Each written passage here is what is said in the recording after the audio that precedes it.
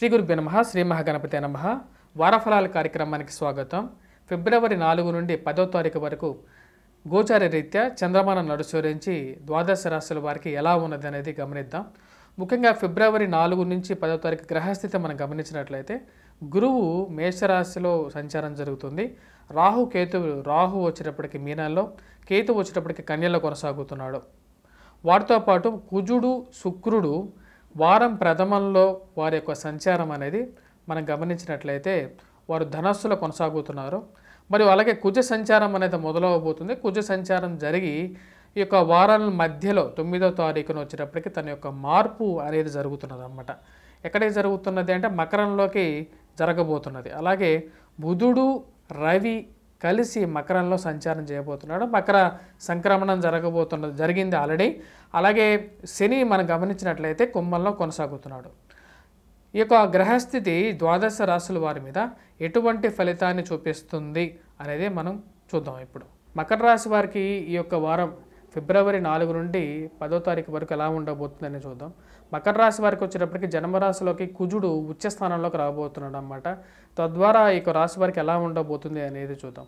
మకర రాశి వారికి జన్మరాశిలోకి ఎప్పుడైతే కుజుడు ఉచ్చ స్థానంలోకి రాబోతున్నాడో రియల్ ఎస్టేట్ రంగంలో కొంచెం అనుకూలమైనటువంటి ఫలితం పొందగలుగుతారు. కాకపోతే జన్మరాశులకి కుజుడు ఎప్పుడైతే రాబోతాడో అప్పుడు వచ్చేటప్పటికి ధనక్షయ కారకుడుగా కూడా మారతాడనమాట. అంటే శరీరంలో అధికమైనటువంటి వేడిని ఇవ్వడానికి రవి కారకుడు అయితే కుజుడు కూడా ఎప్పుడైతే జన్మరాశిలోకి వస్తున్నాడో అధికమైనటువంటి వేడి ధనక్షయాన్ని అంటే డబ్బు అనేది సమయానికి వచ్చి చేరకుండా కొన్ని కష్ట నష్టాన్ని కలిగించే విధంగా ఉంటుందన్నమాట. అంటే వారాంతంలో డబ్బు సమయానికి వచ్చి చేరకుండా ఉంటుంది.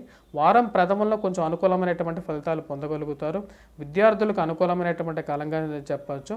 వృత్తిపరంగా వ్యాపారపరంగా కూడా క్రయ విక్రయాల్లో వ్యాపారస్తులకి అనుకూలంగా ఉంటుంది. వారం ప్రథమంలో వారాంతాల్లో కొంచెం మిశ్రమమైనటువంటి ఫలితాలు పొందగలుగుతారు.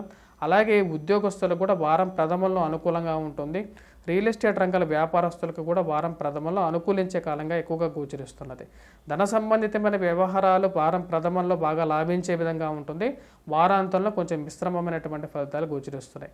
పిల్లల ఎదుగుదల గురించి మానసిక ఆందోళన అనేది కొద్దిగా ఎక్కువగా అవుతుంది. వారి సెటిల్మెంట్ అనేది ఎలా చేయాలని చెప్పి ఒక ఆలోచన అనేది వారాంతంలో కలగటం అనేది జరుగుతుంది. వ్యాపార సంబంధితమైన విషయాలకు వచ్చేటప్పటికి రవి అనుకూలత అనేది వీరికి అంతగా యోగించట్లేదు అన్నమాట. మరియు రాహుగ్రహ అనుకూలత అనేది వీరు కార్యాలయాల్లో వీరు చూపించేటువంటి బుద్ధి కుశలతతో ముందుకు వెళ్ళడం అనేది జరుగుతుంది. వ్యవహార చిక్కుల నుంచి కొంచెం ఎక్కువగా వీరు ప్రభావితం పొందడానికి ఆస్కారం ఎక్కువగా గోచరిస్తూ ఉన్నది. స్టాక్ మార్కెట్లో ఇన్వెస్ట్మెంట్స్ ఈ వారం అనేది అంతగా నెత్తన చేయకపోవటం అనేది మంచిదిగా చెప్పవచ్చు. ఎందుకంటే రవి కుజుడు ఇద్దరు జన్మరాశిలో సంచారం చేస్తున్నారు కాబట్టి అంతగా యోగించట్లేదు. అలాగే వివాహ ప్రయత్న సంబంధితమైన విషయాలు కూడా కొద్దిగా నెత్తనడక నడిచే విధంగా గోచరిస్తున్నది. కోర్టు సంబంధితమైనటువంటి వ్యవహారాలు అనేవి అంతగా లాభించే విధంగా గోచరించట్లేదు. స్కూల్ రంగంలో పనిచేస్తున్నటువంటి వారు ట్రాన్స్ఫర్స్ రిలేటెడ్ విషయాల గురించి ప్రయత్నం చేస్తున్నటువంటి వారికి కూడా అంత సానుకూలమైనటువంటి గ్రహస్థితిగా గోచరించట్లేదు ఇప్పుడున్నటువంటి గ్రహస్థితి. అలాగే ఇంజనీరింగ్ డిపార్ట్మెంట్స్లో కానీ, ఫోటోగ్రఫీ కానీ, సాఫ్ట్వేర్ రంగాల్లో పనిచేస్తున్నటువంటి నిపుణులకు కానీ, రాజకీయ రంగ నిపుణులకు కానీ ఈ వారం కొంచెం మిశ్రమమైనటువంటి ఫలితాలు కానీ గోచరిస్తున్నాయి. వ్యాపార పరంగా ముందుకు వెళ్ళాలి అని చెప్పి జీవితంలో నిర్ణయించుకుంటారు. కాకపోతే ఇప్పుడున్నటువంటి గ్రహస్థితి అనేది వీరికి అంతగా యోగించట్లేదు. వీరు ఎటువంటి రెమెడీస్ చేసుకోవాలి అనేది కూడా చూద్దాం. ముఖ్యంగా చెప్పాలంటే ఈ రాశిలో ఉన్నటువంటి వారు కొన్ని చిన్న రెమెడీస్ చేసుకున్నట్లయితే ఈ వారం కూడా ప్రశాంతంగా గడుస్తుంది. ముఖ్యంగా వచ్చేటప్పటికి గురుగ్రహ అనుకూలత పొందడం కోసం ముఖ్యంగా గురుగ్రహ కవచాన్ని పఠించడం, అలాగే రాహుగ్రహ అనుకూలత అనేది వీరికి బాగా కలిసి వచ్చే విధంగా ఉంది. అలాగే శని ధనస్థానంలో ఉన్నందువలన వీరికి ధన వ్యయం అనేది ఎక్కువగా అవుతుంది. అలాగే జన్మరాశిలో రవి కుజులు కూడా ఉన్నారన్నమాట. వీరికి వచ్చినప్పటికీ ముఖ్యంగా శనిగ్రహ అనుకూలత కోసం శనిగ్రహ కవచాన్ని పఠించడం అనేది ముఖ్యమైన సూచన. అలాగే కుజగ్రహ కవచాన్ని కూడా వీరు పఠించాల్సినటువంటి ముఖ్యమైన సూచనగా చెప్పడం జరుగుతుంది. విద్యార్థులు ముఖ్యంగా వచ్చేటప్పటికి గాయత్రి మంత్ర జపాన్ని చేసుకున్నట్లయితే అనుకూలంగా ఉంటుంది. విద్యార్థులకి వారం ప్రథమంలో అనుకూలమైనటువంటి కాలంగా గోచరిస్తున్నది. పోటీ పరీక్షల కోసం ప్రిపేర్ అవుతున్నటువంటి వారు సింధూరాన్ని ధరించి బయటకు వెళ్ళినట్టయితే కొంచెం అనుకూలమైనటువంటి ఫలితాలు పొందగలుగుతారు.